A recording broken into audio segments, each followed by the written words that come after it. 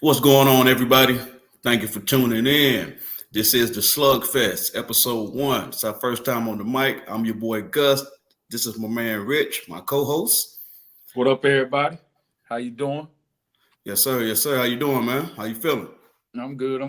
Ready to talk this boxing, man. Another beautiful day for it. Exactly. So once again, this is a boxing channel. This is brought to you by Elevation 5280 Sports and Lifestyles. You know, we're proud to be a part of the family. And today we got some good topics, some interesting stuff. On our undercard, we'll be talking about our pound for pound list. And then we'll jump into the Devin Haney and Ryan Garcia fight for the main event. So right after this intro, we'll be right back.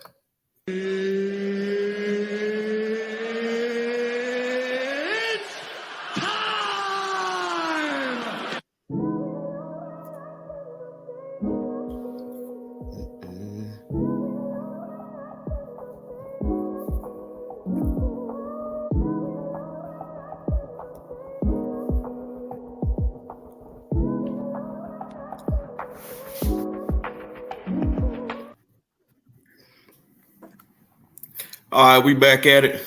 Let's jump straight into it. So we got the undercard, man. Like I said, on the undercard, we're going to talk about the pound for pound list. First, I'm going to pull up this ESPN list, see if we can present it on the screen. And we're going to talk about it a little bit, you know, see what ESPN got.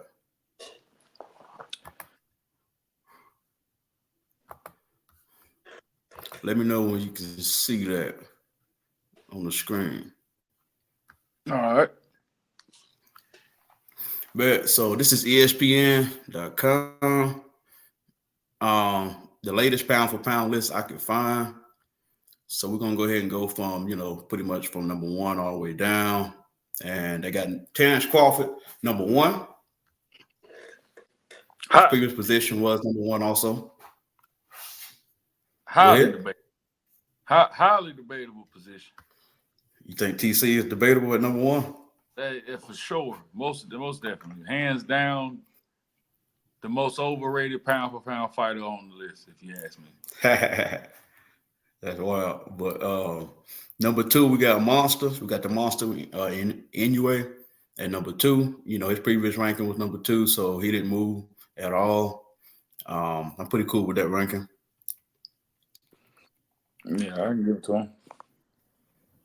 Number 3. Say what now? Say he got to fight outside Japan, but we'll give it to him for now. Yeah, I don't know if that's gonna happen, man. Maybe if he get the Tank Davis fight at 130, I might could see that happening. The way Tank is losing weight. I mean, Tank at 135 now. He's 2 months out from his next fight, so I mean, he could be positioning himself for that. Yeah, and Tank would be the guaranteed A side on that. So I would see that fight happening in the States. But you never know, though. I mean, you know, he might want to spread his name, you know, go across seas or whatever the case may be. But yeah, I would see Tank demanding that fight in Vegas, though, if I had to guess. He wouldn't go to Japan. Exactly. At 3, we got Alexander Usyk. I got a little bit of a problem with this, you know, in my opinion, just because Usyk is a heavyweight, and I know he started at a lower weight class down there, light heavy or cruiserweight, one of the two. Yeah, cruiserweight. In my opinion, you just go ahead and say Alexander Usyk is the best fighter in the world. Take the pound for pound off of it and just say Usyk is the best fighter in the world. You know, you don't have to put pound for pound on that because there's nobody on this list that we could put in the ring with him that would beat him, in my opinion. Yeah, or anyone else on the list that we could put in there with Anthony Joshua, and they display that boxing acumen against him and be far undersized. So, I mean, at the end of the day, I mean, we'll save that. But yeah, I agree with you, Alexander Usyk. I mean, we got to respect.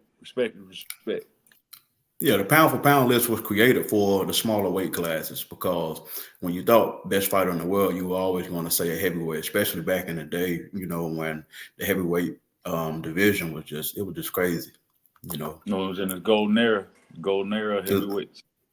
Exactly. So I respect Usyk more. He's the most respected name on the list. Number 4, we got, yes, sir.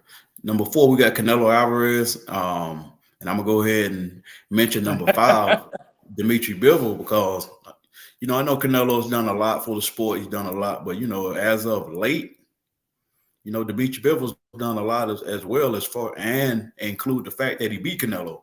So to me, I would swap him. Bare minimum. Okay, yeah, I can agree with that because with Dimitri fighting Beterbiev lined up, we already got that lined up. It's Bivol, and Bivol's also fought Canelo as well.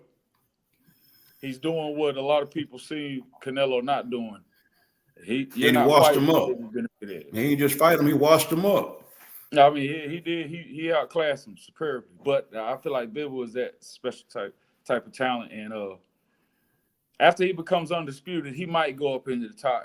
He'll break the top 5 fifth spot easily after this. I'm pretty sure. That's my prediction. All right, I got my boy Devin the Dream. The Dream is in the building at number 6. I can agree with this. I wouldn't mind him being a little bit higher on the list, but that's fine. I wouldn't mind him being a little lower. Wow, that's amazing. A little lower. Just a little lower. He's accomplished though. He's accomplished, but like I said, I feel like he lost the Lomo fight, even though he won. But I feel like he lost.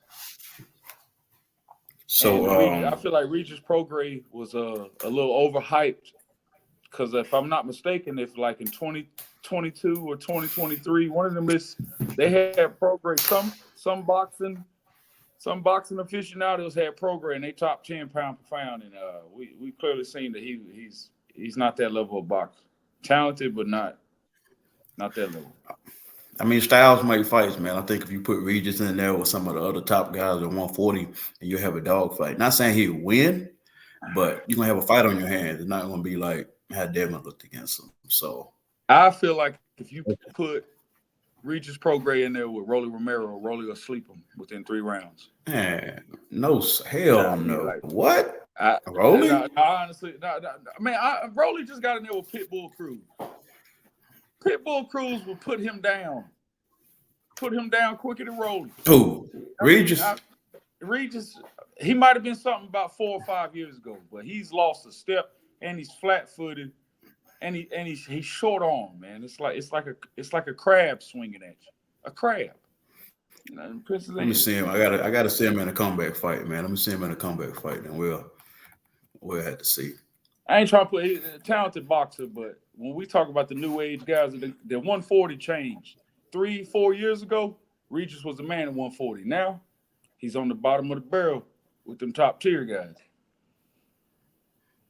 All right, no doubt. So at 7, we got Arthur Beterbiev. It stayed at the same place. No real pushback on that. Well, I might want to put Tank in front of him. I think Tank deserves to be higher than him. Tank's 3 division world champion. Both of them from an opponent standpoint have had some solid opponents. So, I think I would put Tank maybe in front of him, but I ain't going to argue that too much. It's a pretty good spot for Arthur. I wouldn't have him on the list. He's superbly unproven. He's only had 20 fights. Yeah, it was 20 knockouts. But he put them to sleep. That's stone hands. But to be placed on the pound for pound after 20 fights, and you didn't fight now. Top tier. What about after this? If he put Dimitri Bivol to sleep, or even win the fight, then you can probably talk about him being on the list. But right now, I just really don't feel like he should be on the list. Lomachenko was on that list early too. Now, Lomachenko was on the list very early from a professional standpoint. But I also believe Lomachenko was a special talent, and like I said, he beat Haney in my eyes. So it ain't like I can't. Yeah. He ain't did nothing to undercut me. His worst fight to date was the Teofimo Lopez fight. Because like I said, I feel like he beat Haney, but his worst that's the Lomo difference. But Arthur, 20 fights in, his 21st fight will be Bivol. We'll see. Yeah, that's tough though. But so we got my bad, Sugar Shakur Stevenson and Tyson Fury. You already know. For me, Tyson shouldn't be on the list. Like I said, he's a heavyweight. Oh If my we're gonna goodness. judge it, Yes, if we're gonna sir. judge him, you're gonna say I'd rather you say he's the best fighter in the world than pound for pound. Because I mean, none of the small guys can beat him. So let's leave the pound for pound part to No, the I mean, small okay. guys. Yeah, I If understand that somebody part of said the argument. Tyson's the best fighter in the world, I might debate him on that. But none of these guys' names are gonna come up. We talking about heavyweights at that point in time. Yeah. So that's just me. That's how I see it. Shakur Stevenson, after that last performance, I know Shakur's a 2-division champion, undefeated. Definitely from a talent perspective, one of the best at the lower weight class. Might be the best in the lightweight division if they was, he was able to get Tank in the ring or get Loma in the ring. But for me, I think I would have to replace him with a couple other people. Yeah. And Yeah, I agree with that. There's a couple other names we could throw out there, and others left off the list before we throw Shakur up there. He can't make the list because of popularity. Yeah, you dominated the division you was in, but you didn't never go undisputed at 126 or 130. And we just can't prop you up there because of your Olympic accomplishments or lack thereof, and your affiliation with who you are, like publicly in social media. Like you can't go. You're not Devin Haney.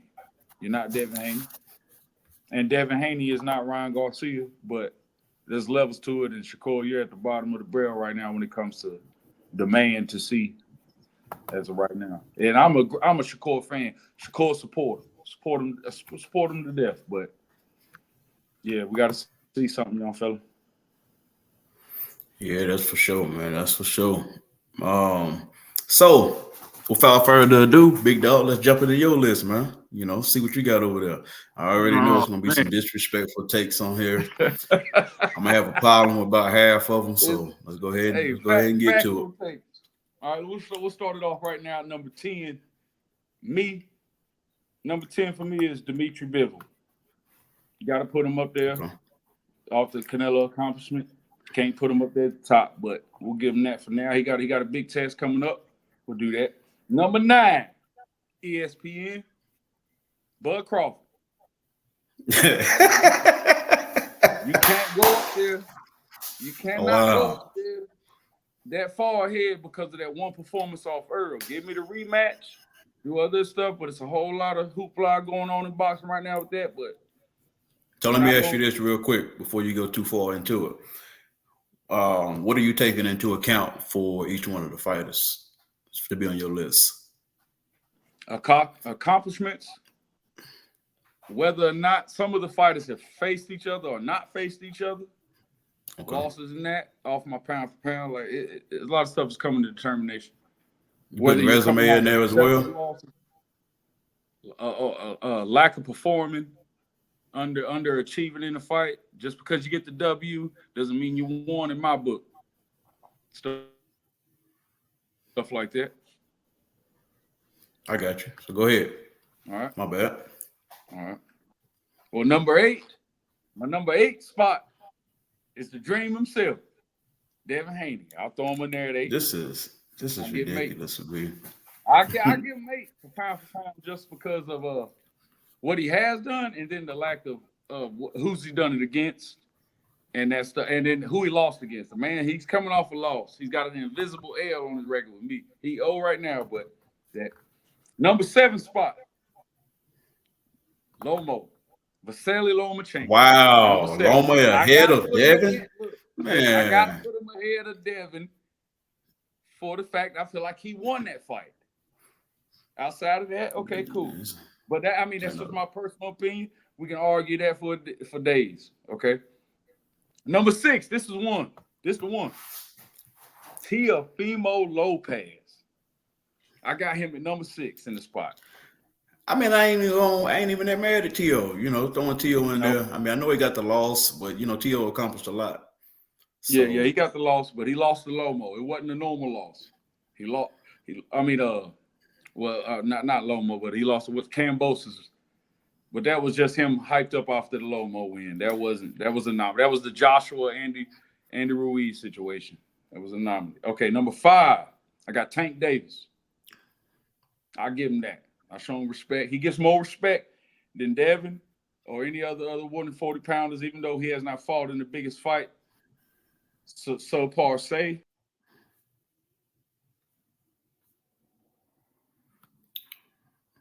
I think we lost Rich for a second. Let's see if I can get him back real quick. My number 4 spot, I got Masa. Hey, hold on, Rich. Hold on. Go back to you had bounced out of the room for a second, so go back to Tank Davis. You said Tank Davis, and that was number 5.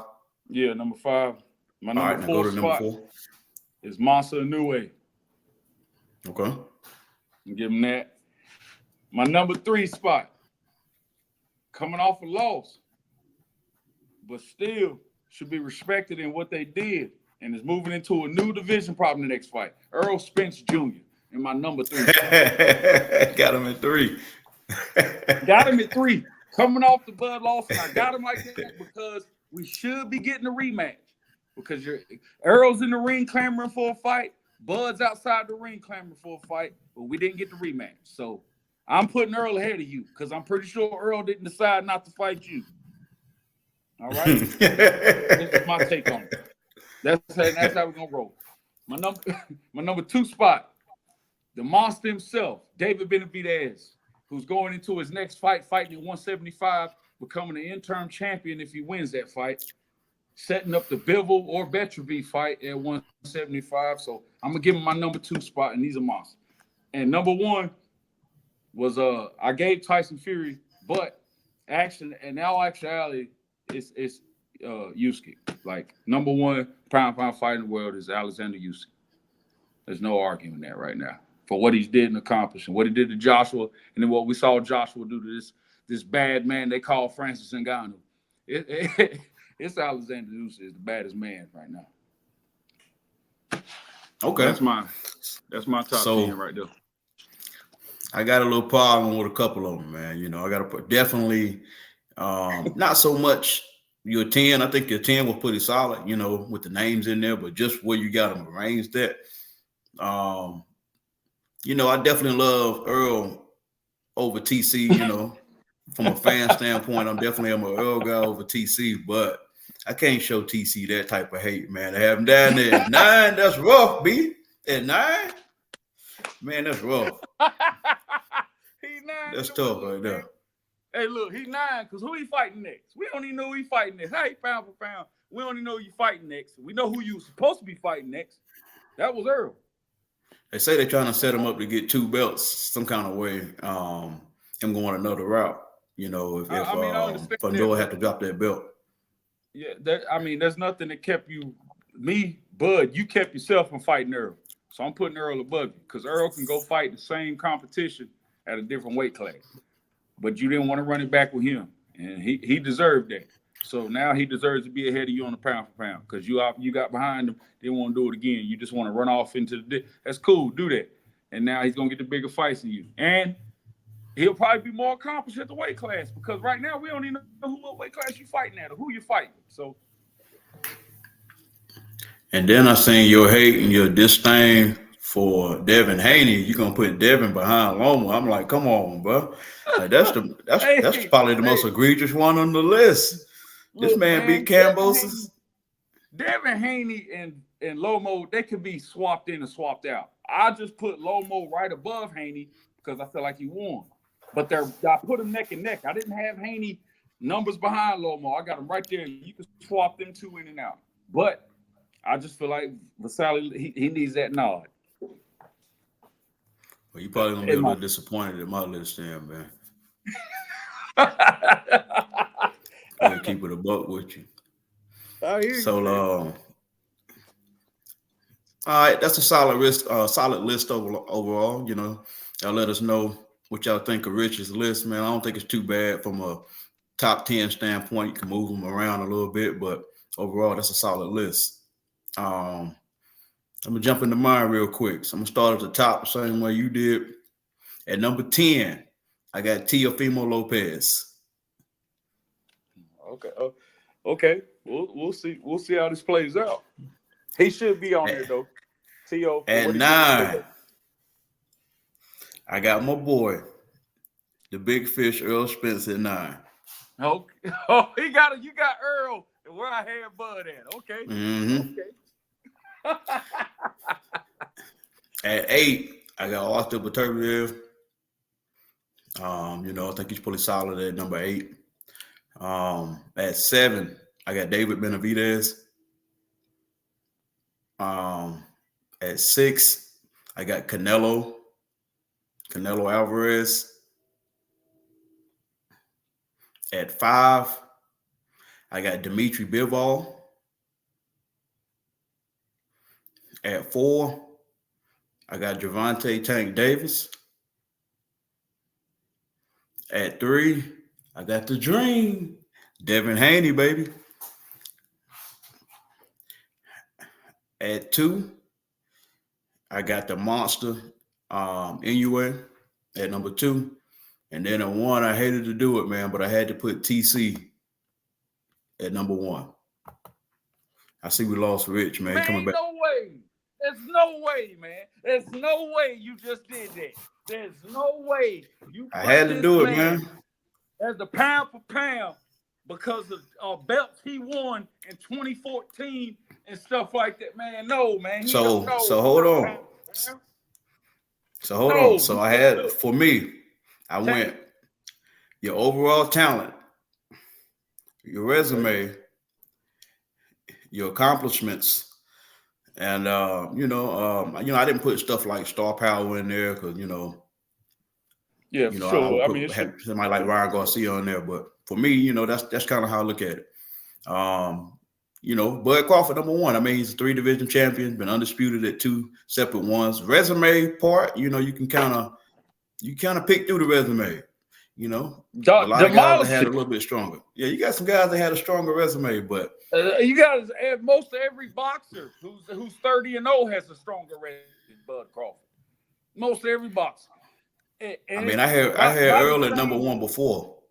My disdain is the lack of the rematch, and and then you want to go to 154. You don't got the Tim Tszyu fight or none of that right now. It ain't certified. And for sure. If you want to get pound for pound, you got that last year for what you did to Earl. You ain't did nothing this year. You're not getting pound for pound this year, man. Not number 1. I mean, I want to see it again, man. I want to see the rematch again. I think Earl at 54 would beat him, but based on the fact that I had Earl at number 1 beforehand, and then TC went in there and did him like that, I had to show him that respect, man. TC was in my top 3 already, so he couldn't do nothing but go up for me. Yeah, I mean, I ain't gonna argue with that. That was in 2023 though, and in 2024 he can't go up there because we're seeing what he's doing. In 2024 he's supposed to rematch Earl. Fight didn't happen, and they're both in the ring, outside the ring, clamoring to fight the same opponents. I don't feel like that's Earl's fault. That's the lack of him of. So can't give you pound for pound.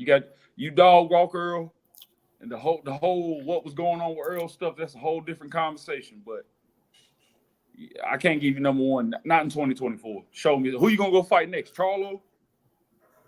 I can't give you. Yeah, if you listen to the Bud buddies, they gonna say it was Earl's fault, man. If you look in the Spence side, Spence people are gonna say that it's Bud's fault. So at the end of the day, man, as a fans, we lose out because I wanted to see that rematch, especially at 154. I didn't want to see it at 47 again. So hopefully we can still get it though.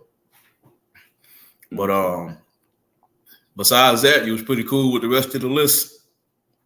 Yeah. I mean, for sure. I mean, to give some honorable mentions that was left off both our lists. Fighters like Jaron Ennis on the up and coming, 147, possibly could be fighting 154. He was left off the list. Who's another name we left off there? I didn't put Lomo on my list at all. Okay, I mean I don't understand that, but he didn't belong on the list.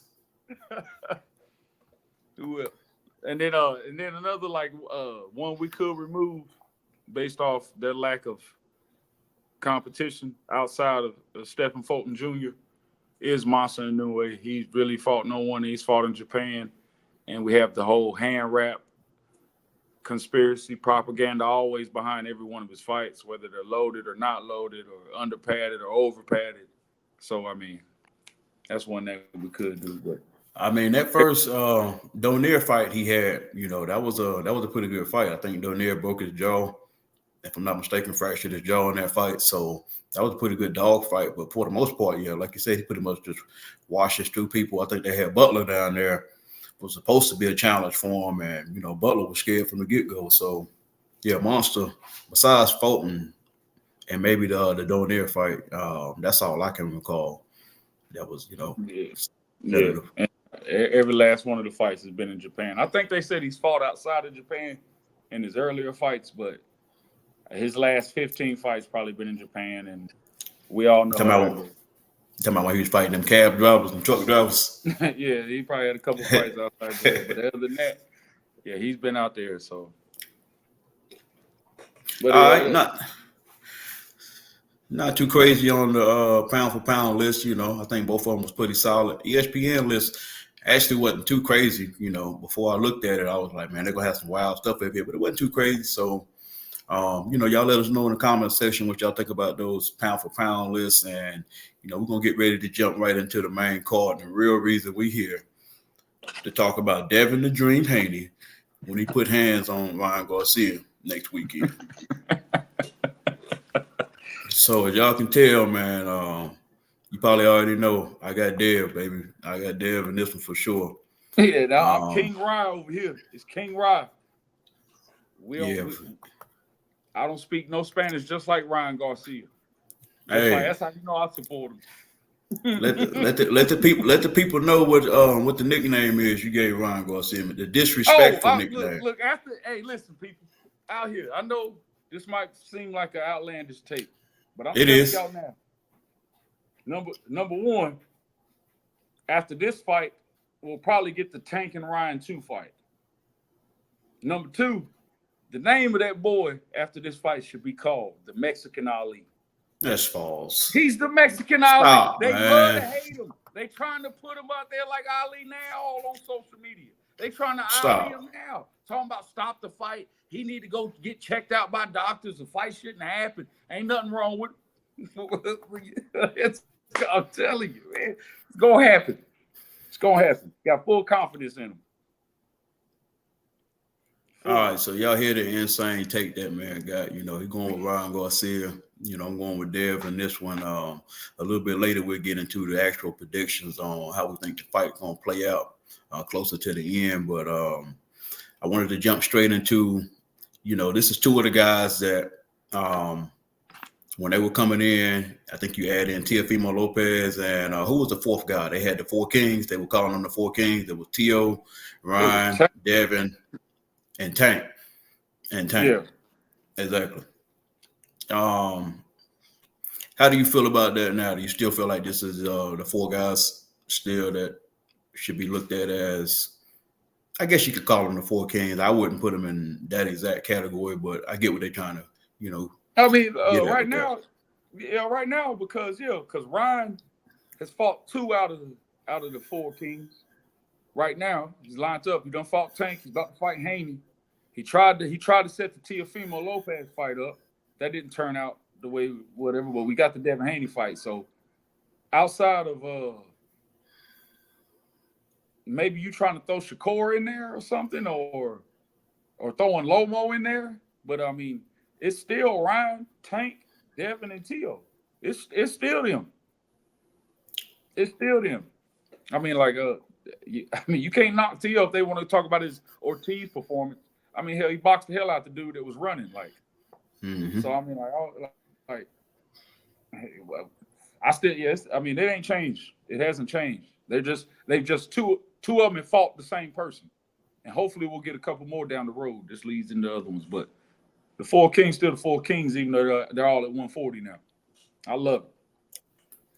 So for me, I'm gonna have to disagree with that comment, just for the simple fact that you already know King Rod do not go in this conversation, man. Man, you're out of your mind. If we You're out look of your at the mind. rest of them, hold on, let's look at it. If we look at them, how many of them have had belts or at least got belts? 3 of them. How many of them have won big fights, have signature wins, at least against, if not each other, another bigger name? 3 of them. 2 of them got wins against Lomo. T.O. and Devin. That's All it. right. Ryan has fought Tank and is about to get in there with Devin. The outcome is we'll see how that goes. I feel like the outcome of this Ryan and Devin is going to placate where Ryan belongs in this Four Kings conversation and where Devin Haney will be booted out. Man, stop. He's only in there because he got a win over Lomo that was an undeserving win. We'll say these some hot takes, man. This is before the fight, man. Right before the fight, man. We got too many days hey, for look, it, man.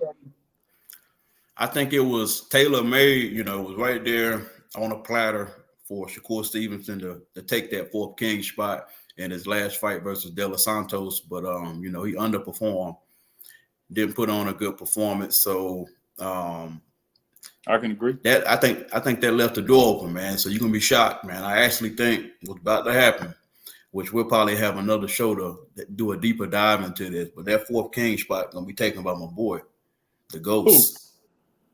Who? The Frank? Ghost. Yes, sir. See, so that's all. Oh, see, we got, we months down the road. So I already see how this is playing out. I see how this is playing out. I'm telling you, Frank gonna get in there. The Devin and Ryan fight is gonna put a lot of stuff in place. It's gonna this is the, how do you say it, the organizing fight. This is gonna shuffle everything in the order it needs to be in. This fight right here, I feel like. Because it's gonna, if to me, if Devin Haney dog walk Ryan Garcia, beat him, outbox him for 12 rounds, man, that man is super elevated. Above Tank. Like, yeah, Tank, you got the knockout, put him down stuff. But that 12-round fighter that's gonna beatbox you for 12, that's something different.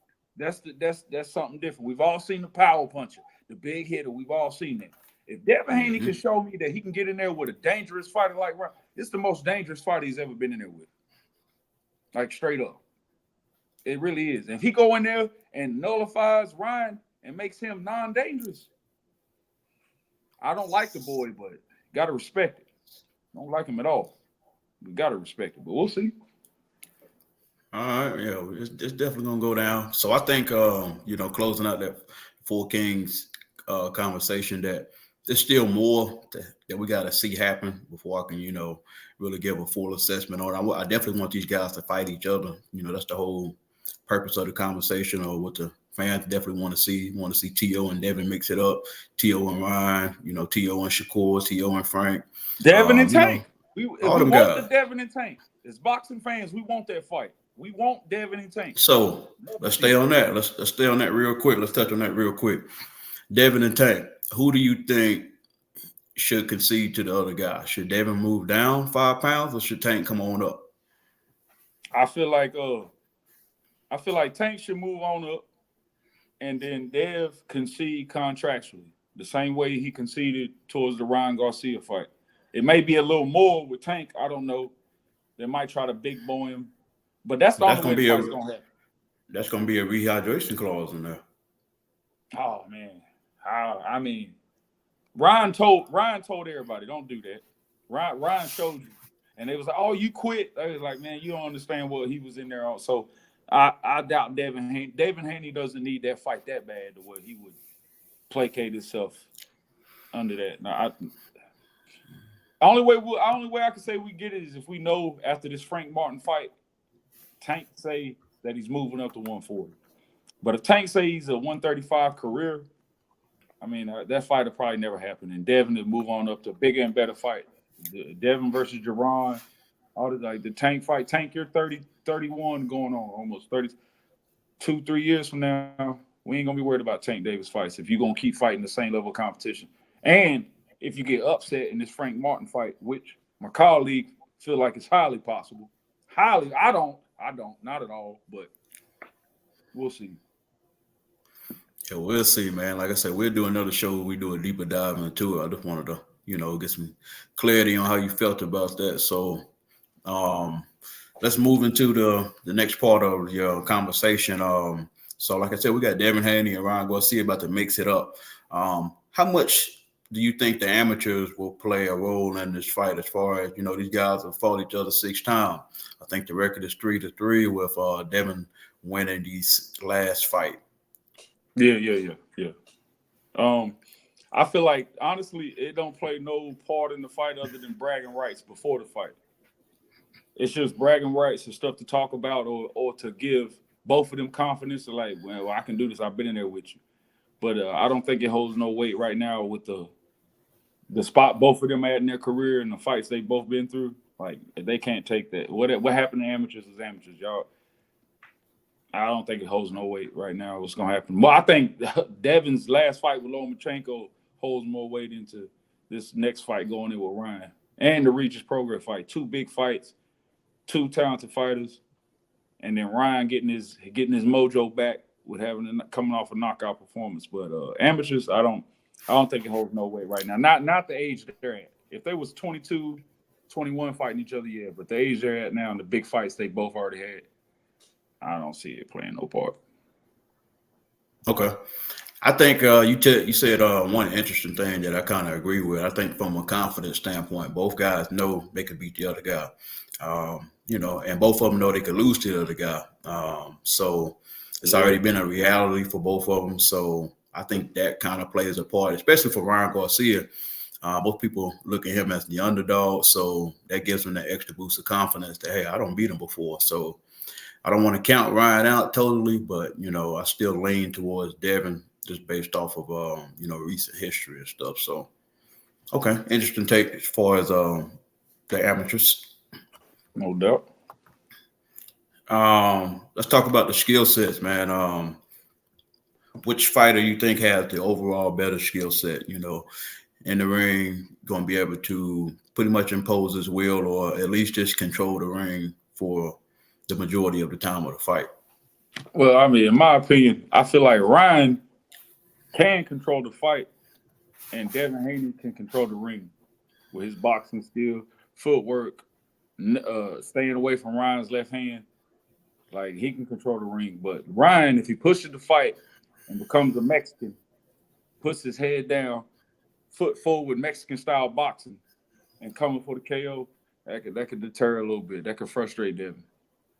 And but Devin is the better boxer by far. Mm-hmm. By far, he's the better boxer. But Ryan is that talent out there that Devin looks nice doing all this stuff, but Ryan looks super explosive in certain moments. It's like you could never teach that. You can't teach certain things that Ryan does in the ring. You can't teach it. You just got to be able to do it. And that's the thing that separates them. Devin Haney is Tim Duncan. Ryan Garcia is a young LeBron with no jump shot. He has no jump shot, but he'll bang on you. You better not give him a lane. You know what I'm saying? But that's the thing that kind of worries me with the whole how disciplined and fundamental Devin Haney is. Man, if you come there and you pull that shoulder roll stuff out there that you was doing last fight, Ryan, Devin Haney's gonna make you pay for that. Every time you roll that shoulder to the wrong side, he gonna make you pay for it. It might not put you on your butt like Tank, but you're gonna feel it, man. So okay. Pretty good assessment. I can see that happening. Like I said, man, I think both fighters got really good skill sets. Ryan, he's more of a flat-footed guy, come forward. I think he's definitely going to try to walk Dev down and see if he can make the fight on the inside and try to beat on him. If he's able to do that, and just be able to impose his will and walk through Devin's jab, because I do think Devin has one of the best jabs in the game, one of the best jabs, in all of boxing. Great footwork. Excellent footwork. Good chin. But at times, Devin has shown that he can be hit, So it's not like he has masterclass defense to the level of Floyd Mayweather where he barely gets touched. So he can get hit. So I get that to Dev, though, because Dev could do like Shakur Stevenson and actually go out there and not try to get hit. But Dev will get in there. He'll get in there and mix it up. He'll assess the situation, get back in the corner with his pops, and he'll let them know whether it's this, that, or not, or whatever. But Dev will get it. He'll mix it up. I give him that. Oh, for sure. Dev definitely, like I said, he'll get in the pocket. I think early on in his career, the narrative was that Devin was a runner. And, after that Linares fight, from then on, he's kind of just been, sticking his nose in the action. And he's still going to fight on the outside, fight at that mid-range, and control the fight. But whenever the fight gets close, he'll mix it up 2 or 3 punches and then, hug it out till the ref get in there and pull him back. Them championship rounds, Dev ain't going to go away. That the 11 and 12 rounds, Devin Haney's gonna fight if he's there. He's not gonna give those rounds away, and that's what you want from a champion. You want that. Oh yeah. Now I think Ryan, he lacks on the defensive end. That last fight, like you say, he pulled out that shoulder roll, and like I think by mistake, he was actually blocking some punches. It didn't look good at all. I was looking at it like, damn, it don't look kind of herky-jerky, weird looking, but at the end of the day, it still allowed him to go ahead and set up that big, that big punch where he put Oscar down. So, both fighters at the end of the day got some really good skill sets. I would call Dev the more mobile fighter, but at the end of the day, if Ryan's able to show that he can walk through punches and then effectively cut off the ring, I don't think we can understate how important it is to be able to cut off the ring with a fighter like Devin Haney. I love Boots Ennis, and when I seen Boots in there with that guy named Karen, Boots kind of looked lost, like he couldn't cut him off. So, I want to see if Ryan's able to combat Devin's movements and able to cut off the ring successfully. If not, it's going to be a long night for him from that standpoint as well. Yeah, but I could also see Devin, using the ring, but then stepping forward too in the fight. So I mean, it wouldn't be. I don't think it'd ever be a point in this fight to where Ryan would have to chase Devin. Honestly, I don't feel like Devin is ever gonna be on his back foot until it's too late. If Ryan knocked Devin out or hurt him, it's gonna be out of nowhere. But I don't never think it'll be why Devin's retreating or ever get on his back. So even Ryan, I don't even think that's Ryan. I don't think he can pressure him like that. He's gonna go in there, throw a couple jabs, pump fake a couple, and try to land the left hand, bob, and it change levels, more like that. But I don't see him because he'll probably get hurt again, even though it won't be as devastating. I hope he doesn't rush like he did Tank. You basically saying like how he did against Tank when he pushed the issue. Trying to get quick. Even though I don't feel like Devin Haney's as slick as Tank is slipping punches and throwing something. But, man, Devin Haney will probably be in there and look at you like a kid on a tricycle if you come like that.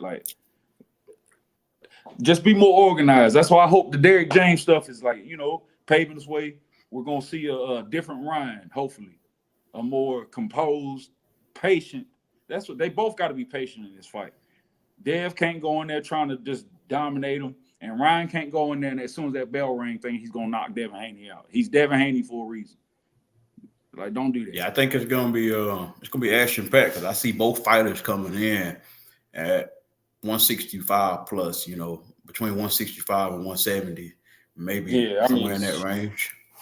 Yeah, depending on Devin's mind state. If Devin's really trying to really put hands on Ryan, he might come in there a little heavy, man. A little more heavy than that 165. He came in 160. He looked good against Rich though at 165. So I'm like, wow.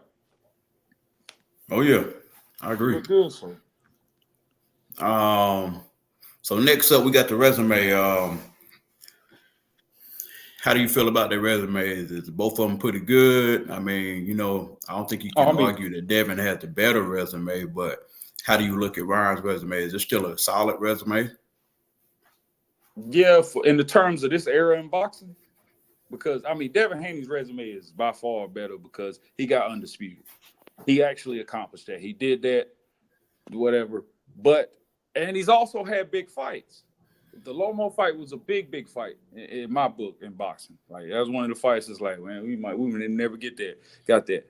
Ryan setting up the Tank fight, big fight, but it was for nothing except who you guys were, which I appreciate, but it really was for nothing though. It was for nothing.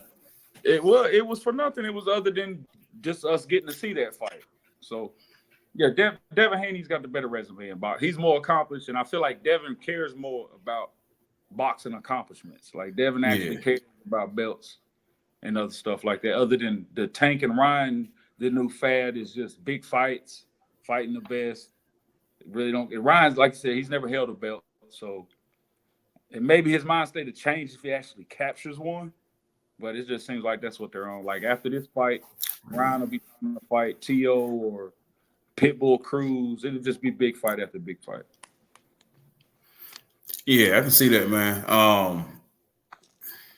When I look at Ryan's resume, I look at it like in the beginning, he came into it as a boxer. He wasn't, like you said, he wasn't looking at accomplishments, becoming a legacy, name from I fought him, I got this many belts, and I accomplished this much.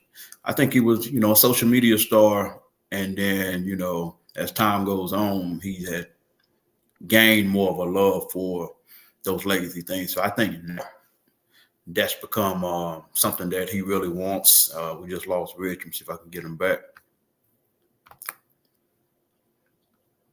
So, like I said, I think now that's become something that he really wants.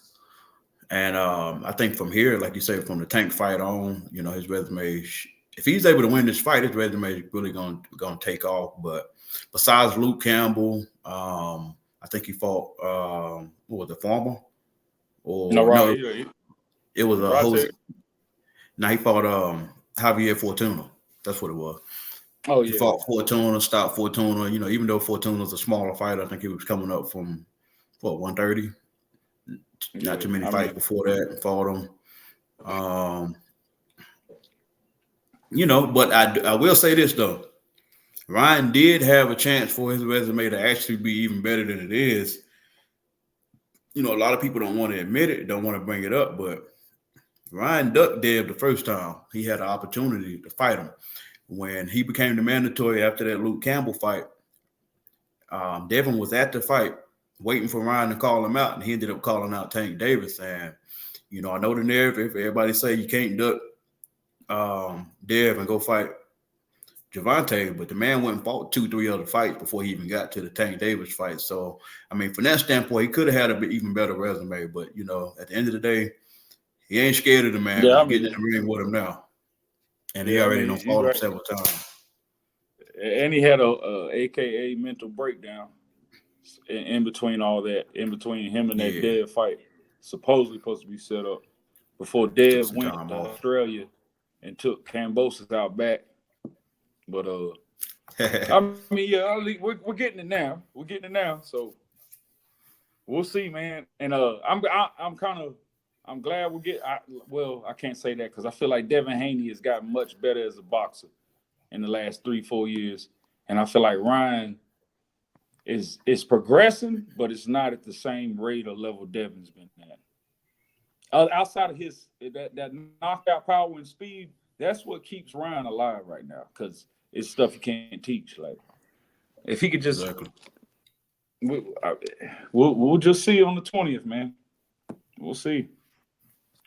All right. So with that said, let's get to the best part of the show. This is what I've been waiting for the whole time. I want you to go ahead and give me your breakdown of exactly how it's going to go in the fight come next week because, the next time we get to talk to our fans, get to talk to the YouTube, to talk to the rest of the public, it's going to be after the fight. It's going to be next Sunday. So let's go ahead and get it on right now. Let me know how this fight going to turn out. Ryan Garcia is going to stop Devin Haney in the second round. In the second round. You heard it here. He's going to stop Devin Haney in the second round with a phantom left. The camera don't even pick it up. We're just going to see Haney wobbling like the Linares fight. The camera, he's going to put him down. And after that, I don't know. Ryan Garcia is going to change boxing after April 20th. He's going to sleep Devin Haney second round. Left hook. That's got to be an April Fool's joke or something, man. Gotta be, man. Stopped in the second. Wow. Yeah, man, he gonna go in there and mow him down. All right, I respect it though. So y'all heard it, right? Y'all heard it. Man said second round, Dev going down. We're gonna see about this. And oh yeah, for y'all that don't know, we got a nice little Hyundai bet on this too. Nice Hyundai bet. I want my Hyundai. So if you want to know what's really gonna happen, go ahead and listen in. Fight's gonna start. We're gonna have a nice little fill out round. You know, first round it can be a little fill out round. You know, Ryan might get a shot or two in there that looks pretty good. By round 3, Dev's gonna have full control of this fight. Jab working, turning Ryan, beating him to the body, jabbing him to death. Ryan gonna be getting frustrated. He gonna be going back to his corner, talking like, "Hey man, I don't know what's doing." They're gonna be, you know, stick to the plan, Ryan. Stick to the plan. Derek James gonna be talking to him, trying to keep him calm. Don't get sporadic. Don't get sporadic. Ryan's gonna feel these punches just tagging him, just pop, just pop, just pop, just popping him, popping him to the body, popping him to the face, just controlling the ring. By round 7 or 8, Ryan's gonna have enough. Devin Haney is gonna have his no mas moment. Ryan Garcia is gonna quit. A 7th round stoppage. Devin, he put on the stool because he's been beat. He gonna make Ryan no mas. No mas. He gonna eat so many punches that he ain't gonna want no more. Man, I don't think Dev gets him with one punch knockout where he just hits him with something devastating and puts him out. But I think he just gonna. I mean, he's gonna be landing everything. I don't want to see it go past the 5th for Ryan. Like Ryan, I don't want to see you in them deep waters with Devin. I've been tested Haney, who's been in them deep waters with Lomachenko, bro. I don't want to see him in that 11 and 12 round with Devin, because that's when it'll get ugly. I don't care how dominating of the fight was for Ryan. That 11th and 12th round comes, Devin Haney is gone. He gonna go to work. So I was like, Ryan, don't even go there. We don't even want to go there. Get it out. Get the fight done before the 7th round. But I got you got the 7 round stoppage. I feel like that's the breaking point right there. Like it's got to be going Ryan's way or Devin's way by that round, or that's the winner. So I agree with you on that. Oh yeah, man, it's gonna be a good one though. At the end of the day, it's gonna be action packed. You know, I'll be tuning in. You know, I'll be collecting my money at the same time. You know, after the easy dub we get. You know, so it's gonna be all good though. You know, I'll be feeling good. So when y'all see me next week, it's gonna be all love. You know, talking Devin Haney, the Dream. Hey, notice the man probably got the greatest nickname too. The Dream, baby, Hakeem. Oh, man, come on. Man, no, he doesn't. Ryan Garcia has the greatest nickname, Mexican Ali. That is the greatest nickname you could have as a boxer. He just got to prove it. Man, we'll see. What's April 20th, man? So he said April 20th we smoking on them Haney packs. We got Haney packs on the 20th, man. We'll see what Bill got to say about that. You know what Bill gonna say? Hey, you know what Bill say? He's not La Raza. You mean Big Diddy? You're not La Raza. Yeah, that's disrespectful right there. He said, "You ain't La Raza. We gonna see. We gonna see." God, so April 20th, Barclays Center. It goes down. Like I said, we'll do another video next week. Following up on exactly what happens. You know, we've been going for about an hour, so we're gonna get out of here shortly. But before we go, I think Rich had one more topic he brought to my attention. And Jaron Ennis. You want to talk about Jaron Ennis real quick and what's going on with him? Yeah, I mean, just the acquisition of him getting a real promoter behind him in the state of boxing, to where now Jaron Ennis, outside of people who really don't know boxing casual wise or whatever, who's not heard his name in the last year since Bud fought Earl, like this is a stepping stone for him in his career, to where he can go out there and get his name across the pond and get big fights across the pond and over here with PBC Incorporated or teaming up, because Eddie Hearn makes fights. That's what Eddie does. He's been doing it. Second generation. So So it sounded to me like you think him signing with Matchroom. So in your opinion, that was a good move? I mean, yeah. I mean, could he have signed with someone better, like PBC or something like that, possibly? But with the Eddie Hearn route, it was a great move for him.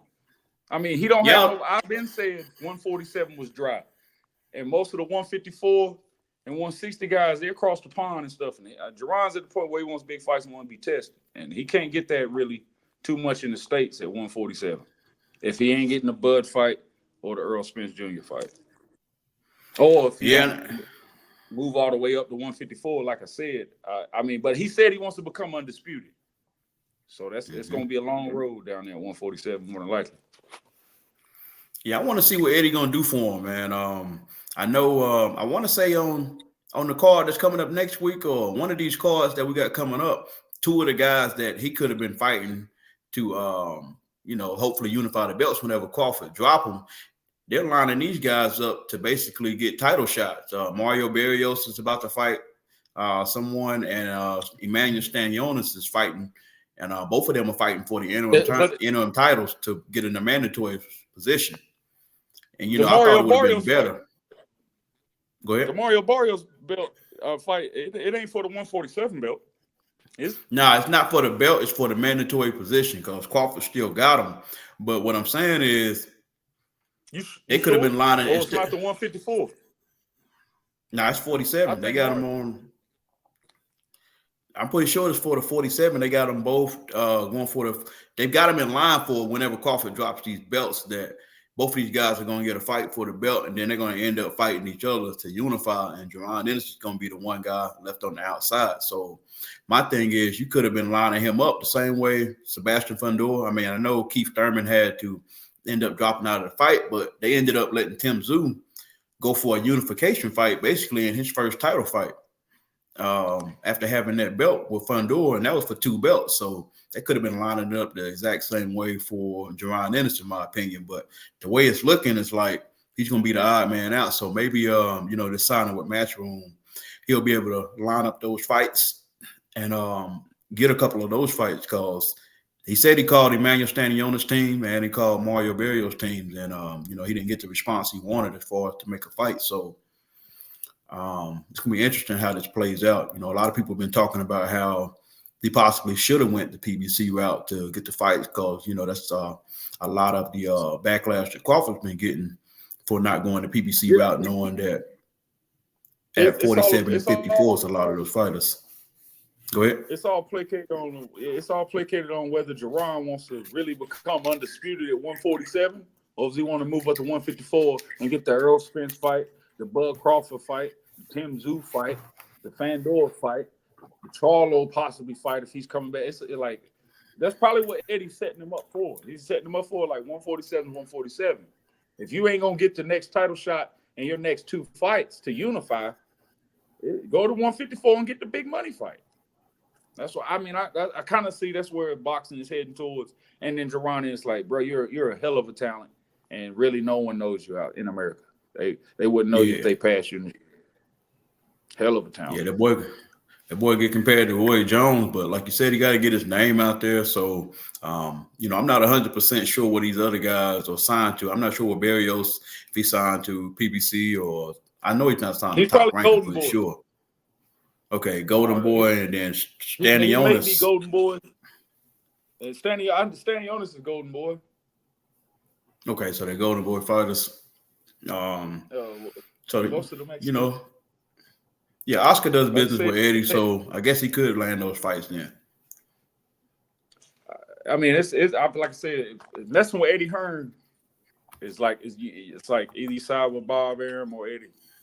Or like that's the route to go. And even though based off where Jaron's at in his career now, Eddie can't hurt you.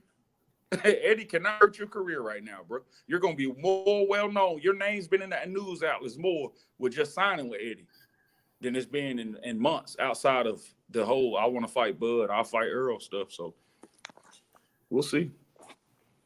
But I think you can get that Earl Spence Jr. fight now, man. He can get that now. Eddie, they can say he got the backing. He's got the promoters behind him to back big fights like that. If he wants to go possibly initiate that. And he's the IBF champion, so he could, you know how the IBF does. He gets automatic bids if he wanted to move up to 154 after these champions get placed or play out. It'll be good. Yeah, I'm gonna do a little bit more research on that, and the next time we come together, we can bust down a bigger topic than that. But like I say, man, we've been going for about an hour, man. I think it's been a real successful first episode. We had some good topics, some good takes. Hopefully everybody who's gonna tune in and see this first episode, y'all enjoy it. Make sure y'all like it, y'all comment, and hit that subscribe button. And like I say, every Sunday we'll be dropping y'all, hitting y'all with the latest news, some of the best boxing news, and it's going to come from us first. So, Rich, man, go ahead and give us that benediction and close us out, and then we'll get ready to head up out of here, big dog. No doubt. Yeah, y'all, everybody ready? Let's just go ahead and hold it down on the 20th. Those of you all, y'all support boxing for this big fight we got coming up with the Young Bloods. Everybody go out there and support it. If you ain't bought your tickets or you ain't bought the show, you go ahead and do that. You purchase it, you watch it, you enjoy it, because it's going to be a big night for boxing. Big night for boxing. But other than that, I'll catch you on the next Sunday right after that fight on the Slugfest with your boy Gus and me. Yes, sir. Episode 2, Slugfest, will be coming next Sunday. Please go to our Twitter page at GusTV4. It will be the Slugfest boxing logo. And once again, I want to give a shout out to Elevation 5280 Sports for having us and sponsoring us, and we're happy to be a part of the family, and we'll see y'all next time. I'm out. No doubt.